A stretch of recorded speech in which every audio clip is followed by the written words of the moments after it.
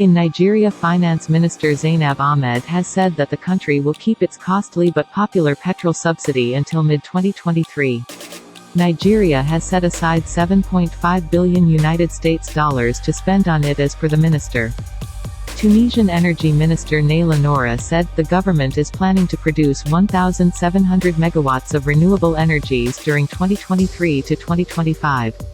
Tunisia also plans to raise phosphate production from 3.7 million tons in 2022 to 12 million tons in 2025. In Brazil, the stock market is recovering and improving even as criticism of leftist President Luiz Inácio Lula da Silva's economic policies mounted up after the huge market fall. Lula had pledged to prioritize social issues, like erasing hunger and poverty, while also ordering a budget-busting extension to a fuel tax exemption.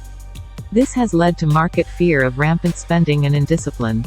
In Southeast Asia, to mark the country's Independence Day, Myanmar's military government has given amnesty to 7,012 of its prisoners.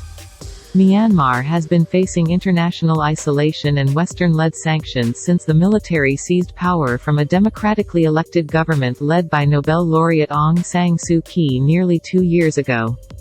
The funeral mass for former Pope Benedict, presided over by Pope Francis and attended by more than 50,000 mourners, was concluded in St. Peter's Square.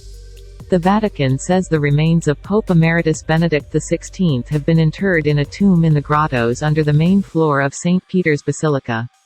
In U.S., after the long fight over who will lead the House since Republicans gained a majority in November's midterm elections, Congressman Kevin McCarthy is finally elected as the House Speaker in a historic post-midnight 15th ballot on Saturday.